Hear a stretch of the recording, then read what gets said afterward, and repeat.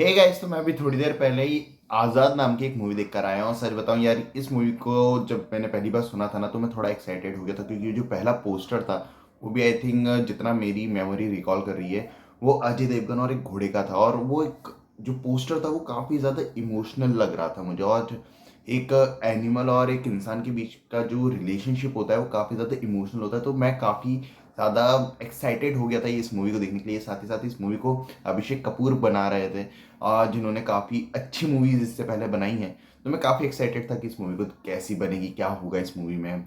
फिर पता चला कि अजय देवगन इसमें सिर्फ एक कैमियो में है, और उनके जो भांजे हैं वो शायद लॉन्च हो रहे हैं इस मूवी में। और फिर रवीना टंडन की जो बेटी हैं वो लॉन्च हो रही हैं। तो मेरी एक्सपेक्टेशंस थोड़ी कम हो गई थी, मेरी एक्साइटमेंट भी थोड़ी कम हो गई थी।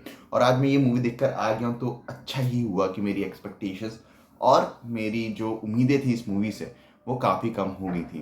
क्योंकि ये मूवी बिल्कुल भी डिलीवर नहीं करती है, सच में किसी भी एक्सपेक्ट में ये मूवी डिलीवर नहीं करती है।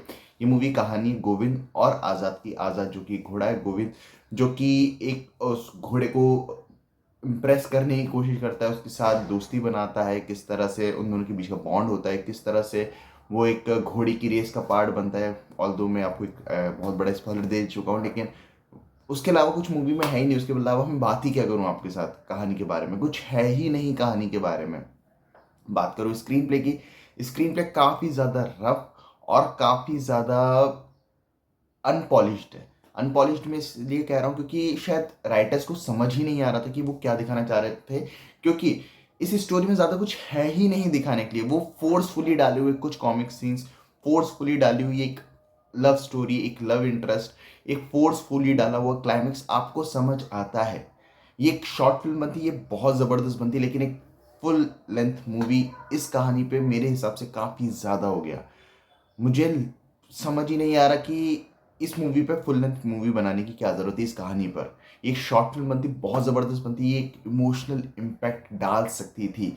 जो एक जानवर और इंसान के बीच का रिलेशनशिप होता है वो इमोशनल ही होता है, लेकिन ये मूवी इमोशंस पे डिलीवर ही नहीं करती है। राइटर्स ने में उतनी कैपेबिलिटी थी ही नहीं शायद कि वो इस कहानी को हम तक उस तरह से पहुंचा पाए जिस तरह से पहुंचाना चाहिए। अ, मैं खुद लिखता हूँ, और उस बेसिस पे ये बात कह रहा हूँ मैं कि मैं एज अ राइटर इस कहानी पे बहुत कुछ नहीं लिख पाता।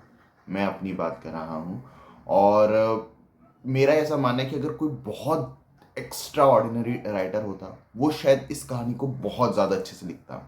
लेकिन अगर कोई मेरे जैसा मीडियोकर या बिलो मीडियोकर जो राइटर्स है या फिर जो लिखते हैं, वो शायद इस कहानी को वैसे ही लिखते जैसा हमें प्रेजेंट किया गया है। सो हम जब राइटिंग लेवल पे ये मूवी इतनी खराब है, तो आप बाकी एक चीज़ों से क्या ही उम्मीदें कर रहे हो। इससे ज़्यादा मैं कहानी और राइटिंग की बात नहीं करना चाहूँगा। बात करूँ एक्टर्स की परफॉर्मेंस की, दोनों ही लीड एक्टर्स का काम मुझे तो कुछ खास पसंद नहीं है, कोई इम्पैक्ट नहीं आया उनका। जो इमोशनल सीन्स थे उसमें भी जो मेन लीड है जिन्होंने गोविंद के कैरेक्टर को प्ले करा, वो इमोशंस कन्वे नहीं कर पाते हैं, जो कि बहुत बुरी बात है। और भी काफ़ी सारी चीज़ें जिन पे बुराई की जा सकती है इन एक्टर्स की, लेकिन मैं ज़्यादा बात इसलिए नहीं कर रहा हूँ क्योंकि ये स्टोरी पॉइंट ऑफ व्यू से ही ये कहानी ही काफ़ी ज़्यादा वीक थी। तो जब कहानी कैरेक्टर्स इतने वीक थे तो आप एक्टर से कितनी ही उम्मीदें करोगे। डायरेक्शन पे भी इसलिए मैं बात नहीं कर पा रहा हूँ क्योंकि ये राइटिंग खराब है। लेकिन डायरेक्टर को पता होता है वो क्या मूवी बना रहे हैं। तो डायरेक्टर ही एक बोट, एक शिप का कैप्टन होता है। और कैप्टन ही गलत बोट चूज कर ले, गलत शिप चूज कर ले, तो फिर आप क्या ही उम्मीद करोगे। तो अभिषेक कपूर से एक बहुत बड़ा ब्लंडर हुआ है, उन्होंने इस कहानी को चूज़ करा। और मैं तो बिल्कुल भी सपोर्ट नहीं कर पाऊंगा इस मूवी को। जो एडिटिंग है वो भी काफ़ी ज़्यादा ख़राब है, प्रोडक्शन क्वालिटी अच्छी है, आपको कुछ सीन्स जेनुअनली देखने में मज़ा आता है। सिनेमेटोग्राफी मुझे कुछ सीन्स की काफ़ी पसंद आई है। तो ओवरऑल मेरे को तो ये मूवी काफ़ी ख़राब लगी है। मुझे इस मूवी में एक भी ऐसा चीज़ नहीं लगी जिसके कारण आप ये मूवी देख सकते हो। इसी कारण से मैं तो इस मूवी को बिल्कुल भी रिकमेंड नहीं कर पाऊंगा।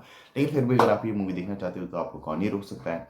और अगर आप लोगों ने मूवी देख ली हो तो मुझे कमेंट्स में जरूर बताना कि आपको मूवी कैसी लगी। बाकी मिलते हैं अगली वीडियो में, तब तक जय हिंद, जय भारत।